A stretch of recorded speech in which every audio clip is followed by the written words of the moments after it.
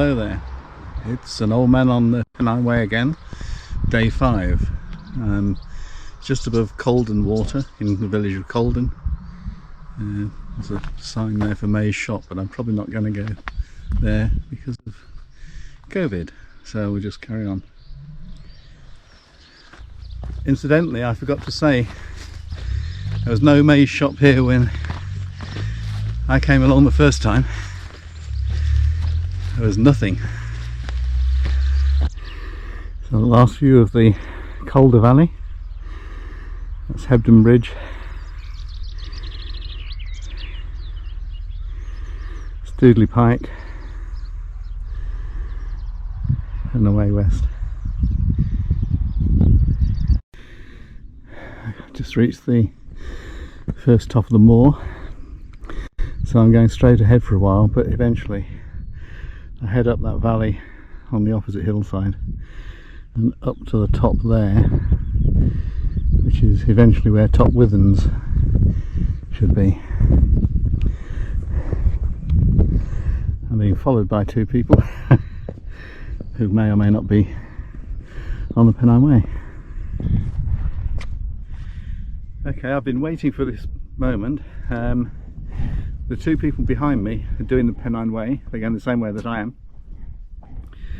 And that's a record for me, because last time I did this walk I only came across one other person doing the Pennine Way, and that was up in the Scottish Hills. So this is something of a red letter day, someone else doing it.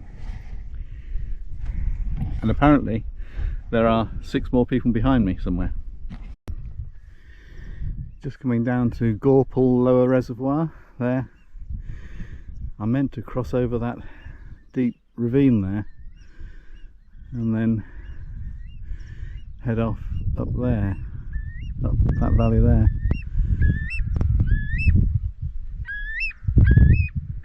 Curly, lovely curly just flown past, really close.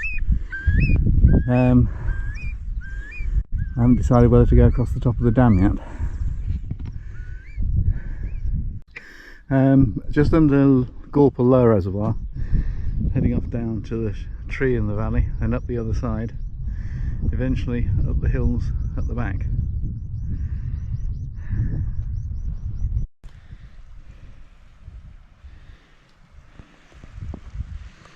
I've just been coming down this slope, pounding my way down, and didn't realise this was the place where they have the 2 bridges that I wanted to video.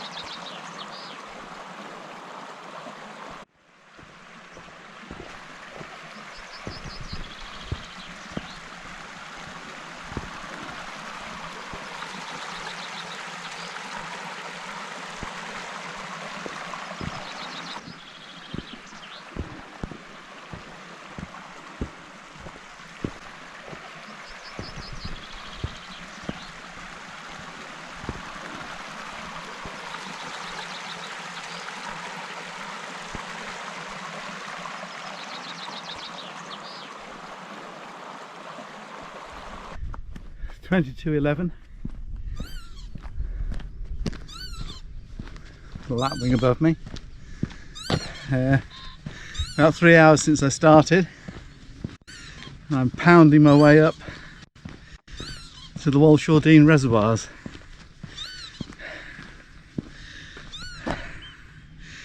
Which I've reached the bottom reservoir, and the Pennine Way goes across the dam there.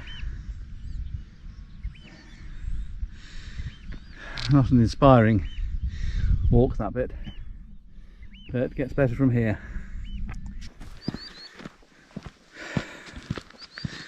I'm going along the middle Walshore reservoir. That's the middle reservoir.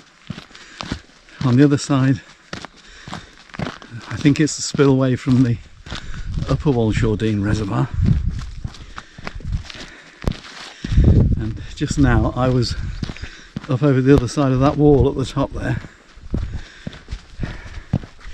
You take your eye off the map for 10 seconds and you can be anywhere. I think I might well have been able to rejoin the Pennine Way, but I wasn't going to risk it, so I had to come right back down again. Pleasant weather, nice views.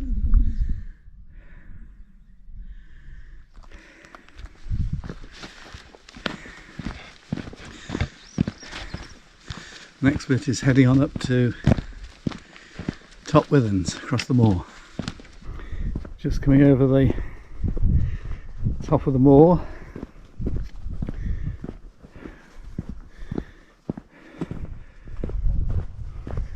Colden somewhere straight down in front of us, as is Howarth, I think.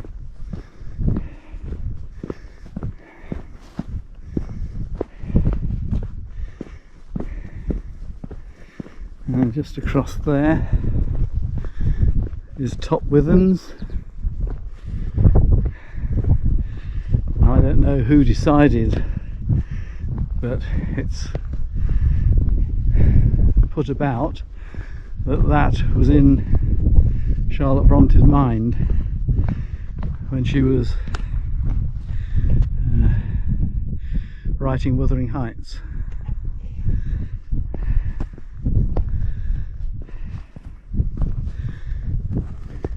It's a bit of a honeypot,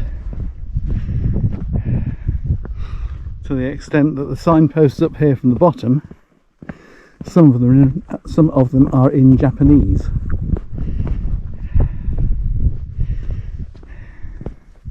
Here's me at top Withens in 2021.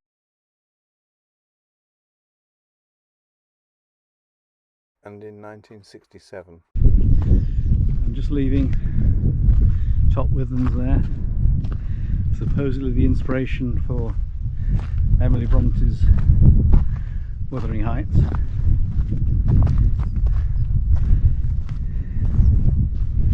There's a walk down to Colden now and across to Ickornshaw Moor. So Colden down there and Ickornshaw Moor's just opposite, I think. Just below top Withens now. That's one of the signs that's written in Japanese. In 67 we'd just come down from top Withens and it was about 9:30 by the time we got here, and this farm behind, I went and knocked on their door and asked if we could camp in the field that I've just passed, and they very kindly gave me permission to do that. I think they gave us some water as well.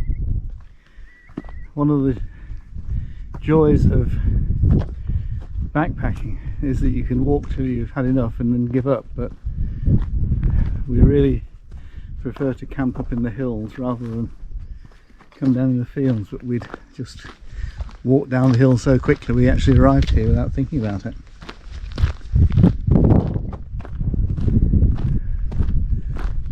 So that's the farm that I went to.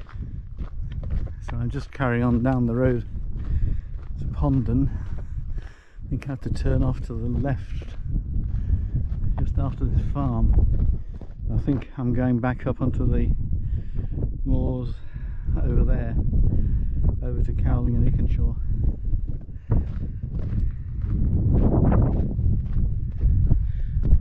Okay, so I'm part way down into Ickornshaw, and behind me, just there in the light green, I think that's an old peat cutting. And 1967, when we came across here, it was a strange day because the sun had been out earlier, but it rapidly clouded over just here, and somewhere around about here there was an enormous clash of thunder with a simultaneous lightning, and you could smell the nitrogen dioxide in the air, and the two of us ran and dived into one of these peat cuttings. They were new peat cuttings in those days. We ran and dived into it, and there was just the one crash of thunder, nothing more, So after about a quarter of an hour we got out and walked down this path, although there were no slabs on it then. Oddly enough, we both kept looking behind us as if we were going to see something catching us up and striking at us. But we did move fairly rapidly down this path to get off the tops. Coming down to the Ickornshaw huts, whatever they are. Lovely little hut, whatever it is.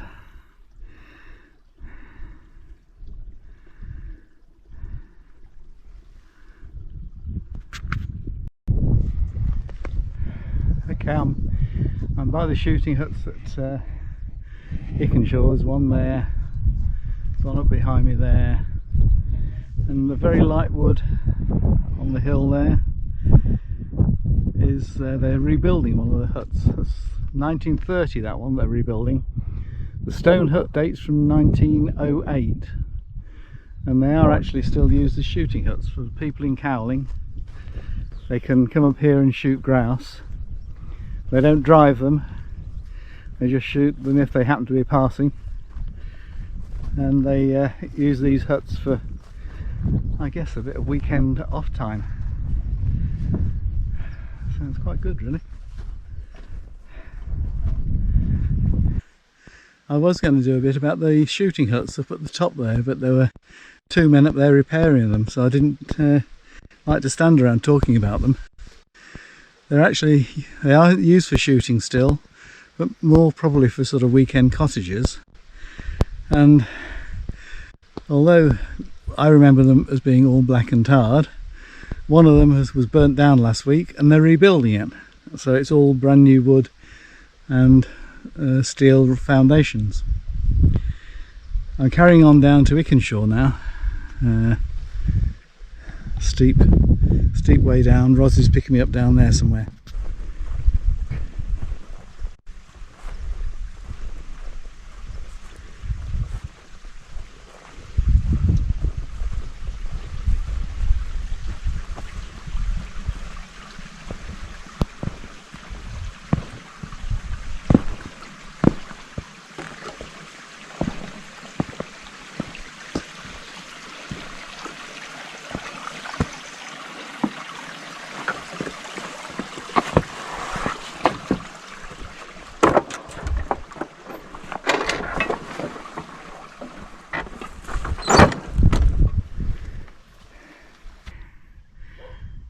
I'm just working my way down to Ickornshaw now, where Ros is usually picking me up. So that's a very long, hot day 5 for an old man on the Pennine Way again. Thanks for watching.